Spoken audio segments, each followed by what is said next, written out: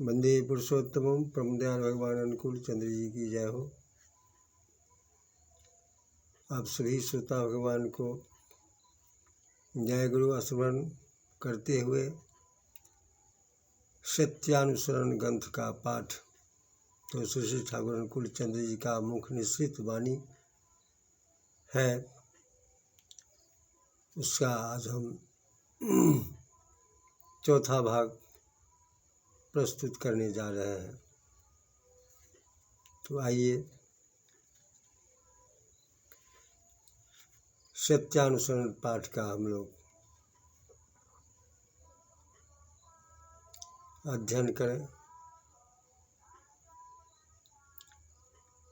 ठाकुर जी कहते हैं, संकोच ही दुख है और प्रसारण ही है सुख। जिससे हृदय में दुर्बलता आती है, भय आता है, उसमें ही आनंद की कमी है और वही है दुख। आगे, चाह की अप्राप्ति ही है दुख। कुछ भी न चाहो, सभी अवस्थाओं में राजी रहो, दुख तुम्हारा क्या करेगा।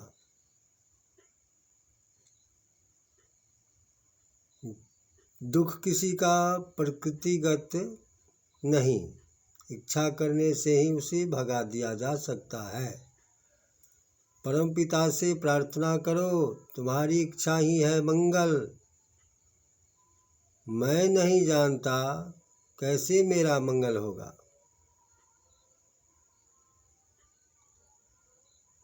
हम सभी भक्तजन परमपिता से प्रार्थना करें कि हे ईश्वर, तुम्हारी इच्छा ही है मंगल। मैं नहीं जानता कैसे मेरा मंगल होगा। मेरे भीतर तुम्हारी इच्छा ही पूर्ण हो और इसके लिए तुम राजी रहो, आनंद में रहोगे। ठाकुर जी कहते हैं, इसे मैं फिर से सुनाता हूँ।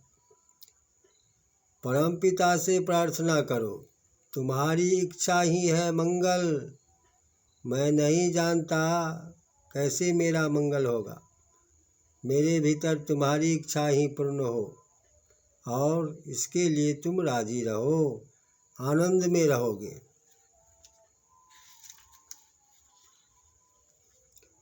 दुख तुम्हें स्पर्श न करेगा।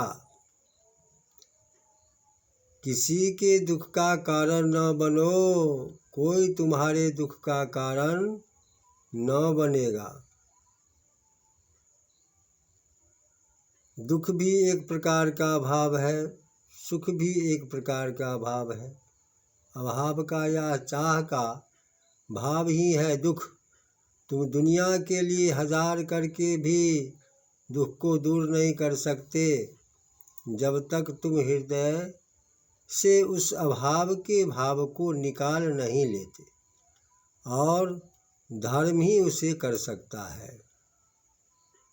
दूसरा वाणी है आगे, यदि साधना में उन्नति लाभ करना चाहते हो तो कपटता त्यागो।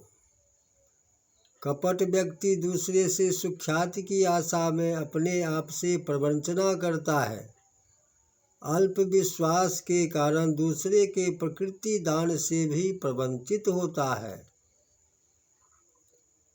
तुम लाख गप करो, किंतु प्रकृति उन्नति नहीं होने पर तुम प्रकृति आनंद कभी भी लाभ नहीं कर सकते।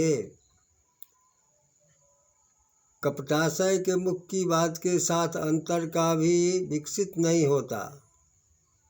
कपटाशय के मुख की बात के साथ अंतर का भाव विकसित नहीं होता। इसी से आनंद की बात में भी मुख पर निरस्ता के चिन्ह दृष्ट होते हैं। कारण मुंह खोलने से होता ही क्या है, हृदय में भाव की स्फूर्ति नहीं होती।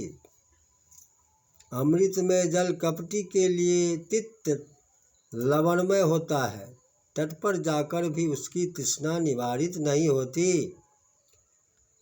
सरल व्यक्ति उद्घृष्ट संपन्न चातक के समान होता है, कपटी निम्न दृष्टि संपन्न गिद्ध के समान। छोटा रहो किंतु लक्ष्य उच्च हो। बड़ा एवं उच्च होकर निम्न दृष्टि संपन्न गिद्ध के समान होने से लाभ ही क्या है। कपटी मत बनो, अपने को न ठगो और दूसरे को भी न ठगो।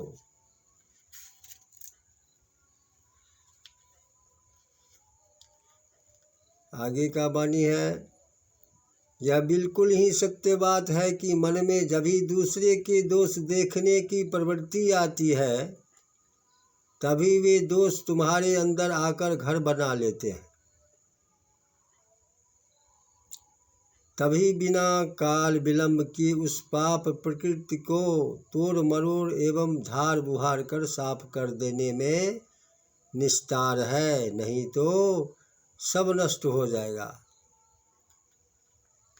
आजकल हम लोग अधिकतर दूसरे का कुही देखा करते हैं, अपनी ओर तो देखते नहीं। ठाकुर जी का यहाँ वाणी है, थोड़ा ध्यान देने योग्य बात है। यह बिल्कुल ही सत्य बात है कि मन में जब ही दूसरे के दोष देखने की प्रवृत्ति आती है तभी वे दोष तुम्हारे अंदर आकर घर बना लेते हैं। तभी बिना काल विलंब किए उस पाप प्रकृति को तोड़ मरोड़ एवं झाड़ बुहार कर साफ कर देने में निस्तार है, नहीं तो सब नष्ट हो जाएगा। तुम्हारी नज़र यदि दूसरे का केवल कुही देखे, दूसरे का बुराई ही देखे, तुम्हारी नज़र यदि दूसरे का केवल कुही देखे तो तुम कभी भी किसी को प्यार नहीं कर सकते। और जो सत्य नहीं देख सकता वह कभी भी सत्य नहीं होता। तुम्हारा मन जितना निर्मल होगा तुम्हारी आंखें उतनी ही निर्मल होगी और जगत तुम्हारे सन्मुख निर्मल होकर प्रकट होगा। तुम चाहे जो भी क्यों न देखो, अंतर सहित सबसे पहले उसकी अच्छाई देखने की चेष्टा करो। और इस अभ्यास को तुम मज्जागत कर लो। तुम्हारी भाषा यदि कुत्सा कलंक जनित ही हो, दूसरे की सुख्याति नहीं कर सके, तुम्हारी भाषा यदि कुत्सा कलंक जनित ही हो, दूसरे की सुख्याति नहीं कर सके, तो किसी के प्रति कोई भी अभिमत प्रकाश न करो। मन ही मन तुम अपने स्वभाव से घृणा करने की चेष्टा करो एवं भविष्य में कुत्सा नरक त्यागने के लिए दृढ़ प्रतिज्ञ बनो।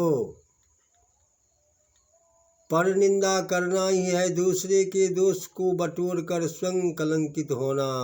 ठाकुर जी कहते हैं पर निंदा यानी दूसरे का निंदा करना, पर निंदा करना ही है दूसरे के दोष को बटोर कर स्वयं कलंकित होना। और दूसरे की सुख्याति करने के अभ्यास से अपना स्वभाव अज्ञात भाव से अच्छा हो जाता है। लेकिन किसी स्वार्थ बुद्धि से दूसरे की सुख्याति नहीं करनी चाहिए, वह तो खुशामद है। ऐसे क्षेत्र में मनमुख प्रायः एक नहीं रहते, यह बिल्कुल ही खराब है और इससे अपने स्वाधीन मत प्रकाश की शक्ति खो जाती है। वंदे पुरुषोत्तमं वंदे पुरुषोत्तमं वंदे पुरुषोत्तमं। परम दयाल की जय हो। अगले वीडियो में फिर मिलेंगे, तब तक के लिए जय गुरु स्मरण। वंदे पुरुषोत्तमं। परम दयाल की जय हो।